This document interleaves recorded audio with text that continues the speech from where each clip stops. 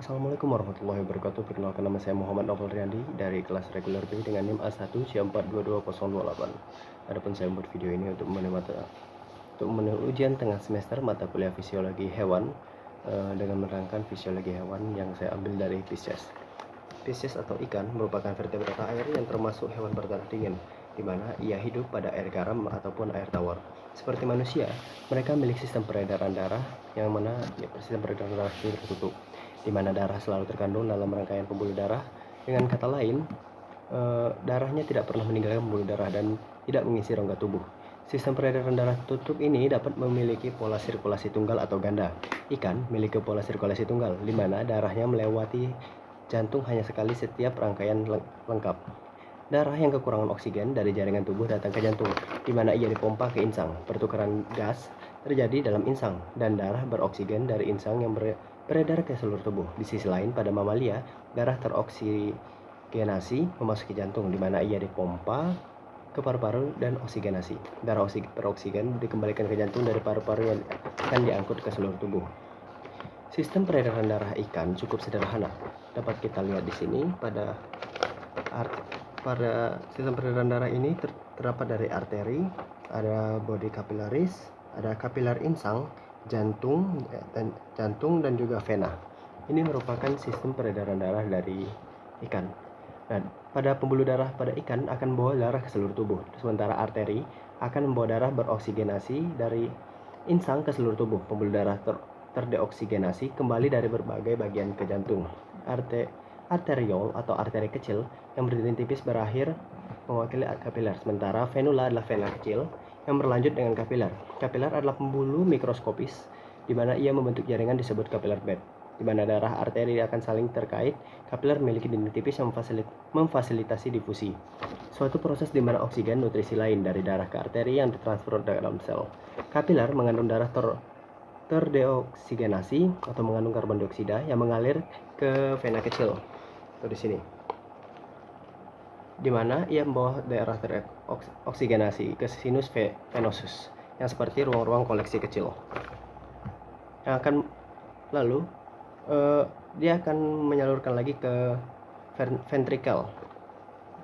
Kita lihat di sini, ventricle adalah struktur berdinding tebal dengan banyak otot jantung. Ini menghasilkan tekanan yang cukup untuk memompa darah ke seluruh tubuh ikan tersebut. Ventricle memompa darah di dalamnya menjadi bulbus arteriosus atau ruang-ruang kecil yang disebut komponen elastis. Sementara bulbus arteriosus dengan nama ruang pada teolus, struktur ini dikenal dengan conus arteriosus pada elamobranch. Sedangkan bulbus arteriosus tidak memiliki katup. Fungsi utama dari struktur ini adalah mengurangi tekanan nadi yang dihasilkan oleh ventricle untuk menghindari kerusakan pada insang yang berdinding tipis. Selanjutnya adalah sistem pencernaan pada Pisces. Sistem pencernaan ikan dimulai dari rongga mulut. Dalam sini, rongga mulut atau cavum oris, yang di dalamnya terdapat gigi-gigi kecil berbentuk kerucut, dan pada gerahang bawah ikan dan lidah pada dasar mulut ini terdapat digerakkan dengan banyak, menghasilkan lendir tetapi tidak menghasilkan ludah. Dari rongga mulut makanan masuk ke dalam esofagus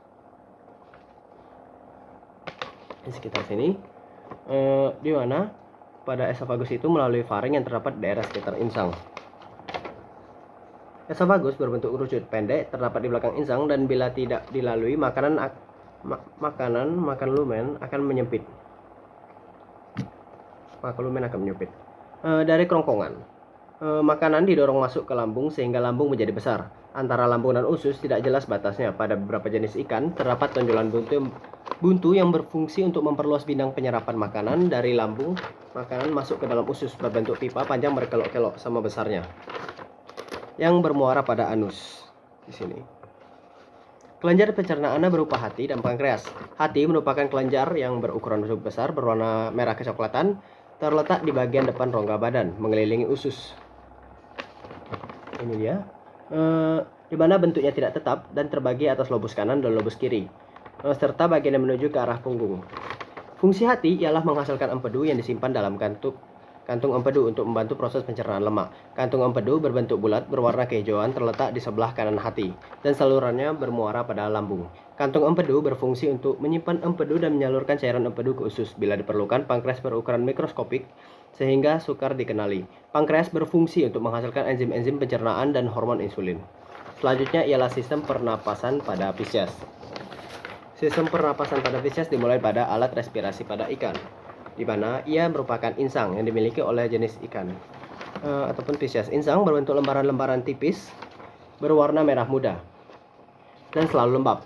Bagian terluar dari insang berhubungan dengan air, sedangkan bagian dalam berhubungan dengan erat dengan kapiler-kapiler darah. Tiap lembaran insang terdiri dari sepasang filamen.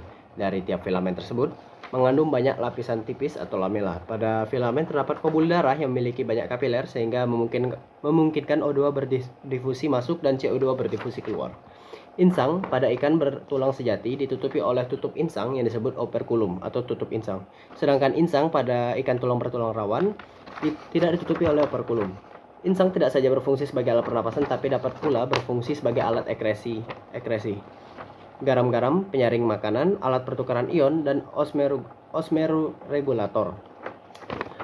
Beberapa jenis ikan mempunyai labirin yang merupakan perluasan dari atas insang dan membentuk lipatan-lipatan sehingga rongga-rongga tidak teratur. Labirin ini berfungsi menyimpan cadangan O2 sehingga ikan tahan pada kondisi yang kekurangan O2. Contoh ikan yang mempunyai labirin adalah ikan gabus, ikan lele, dan berbagai macam lagi. Untuk menyimpan cadangan O2, selain dengan labirin, ikan mempunyai gelembung renang yang terletak dekat punggung. Ikan bernafas dengan insang yang terdapat pada sisi kiri dan kanan kepala. Masing-masing mempunyai 4 buah insang yang ditutupi oleh tutup insang atau operkulum. Proses pernapasan pada ikan adalah dengan cara membuka katupnya, membuka dan menutup mulut secara bergantian dengan membuka juga menutup tutup insang. Pada waktu mulut membuka, air masuk ke dalam rongga mulut sedangkan tutup insang menutup. Begitupun sebaliknya, oksigen yang terlarut dalam air masuk berdifusi ke dalam pembuluh kapiler darah yang terdapat dalam insang, dan pada waktu menutup, tutup insang membuka dan air dari rongga mulut keluar melalui insang. Bersamaan dengan keluarnya air melalui insang, karbon dioksida pun dikeluarkan. Ini merupakan contoh dari lembaran insang, dan ini merupakan darah yang tidak mengandung oksigen dan ini mengandung oksigen. Lalu ini adalah aliran air yang masuk tersebut, ditutupi oleh operkulum. Arah aliran air ini masuk dari rongga mulut ikan. Selanjutnya ialah mekanisme transport gas ikan. Mekanisme pernapasan pada ikan melalui 2 tahap, yakni inspirasi dan ekspirasi. Pada fase inspirasi, O2 dari air masuk ke dalam insang, kemudian O2 diikat oleh kapiler darah untuk dibawa ke jaring-jaringan yang membutuhkan. Sebaliknya, pada fase ekspirasi, CO2 yang dibawa oleh darah dari jaringan bermuara ke insang dan dari insang diekresikan keluar tubuh. Selanjutnya ialah sistem ekresi pada Pisces. Sistem ekresi pada Pisces dimulai pada organ sistem ekresinya, yaitu merupakan ginjal. Ginjal pada ikan adalah sepasang ginjal sederhana yang disebut mesonervos. Setelah dewasa, mesonervos akan berkembang menjadi ginjal opistonefros. Tubulus ginjal pada ikan mengalami modifikasi menjadi saluran yang berperan transport spermatozoa atau ductus efferens ke arah kloaka. Ikan memiliki bentuk ginjal yang berbeda sebagai bentuk adaptasi terhadap lingkungan sekitarnya. Pada ikan air tawar, kondisi lingkungan sekitar hipotonis membuat jaringan ikan sangat mudah mengalami kelebihan cairan. Ginjal ikan air tawar memiliki kemiripan dengan ginjal manusia. Mekanisme filtrasi pada reabsorpsi juga terjadi pada ginjal ikan. Mineral dan zat-zat makanan lebih banyak diabsorpsi, sedangkan air hanya sedikit diserap. Dengan sedikit minum dan mengeluarkan urin dalam volume besar, ikan air tawar menjaga jaringan tubuhnya agar tetap dalam keadaan hipertonik. Ekresi amonia dilakukan dengan cara difusi melalui insangnya. Ikan yang hidup di air laut memiliki cara adaptasi yang berbeda dengan ikan yang hidup pada air tawar maupun air asin. Ikan air laut sangat mudah mengalami dehidrasi karena air dalam tubuhnya akan cenderung mengalir keluar ke lingkungan sekitar melalui insang, mengikuti perbedaan tekanan osmotik. Ikan air laut tidak memiliki glomerulus sehingga mekanisme filtrasi tidak terjadi dan reabsorpsi pada tubulus juga terjadi dalam skala yang kecil. Oleh karena itu, ikan air laut beradaptasi dengan banyak minum air laut, melakukan desalinasi atau menghilangkan kadar kadar garam dan dengan melepaskannya lewat insang dan menghasilkan sedikit urin. Urin yang dihasilkan dan dikeluarkan melalui lubang di dekat anus. Urin ini dihasilkan dan dikeluarkan lewat anus. Hal ini berbeda dengan pengeluaran urin dari ikan Chondrichthyes, misalnya hiu. Ikan hiu mengeluarkan urin melalui seluruh permukaan pada kulitnya. Adapun contoh-contohnya seperti ini.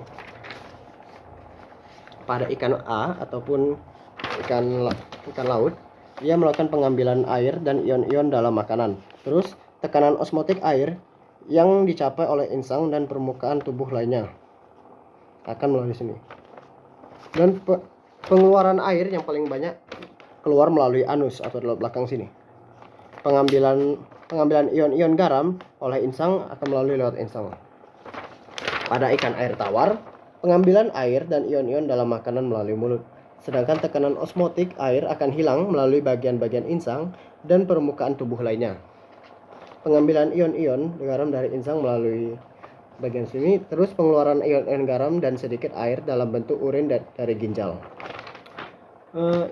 Mungkin itu saja, sekian dari saya. Wassalamualaikum warahmatullahi wabarakatuh.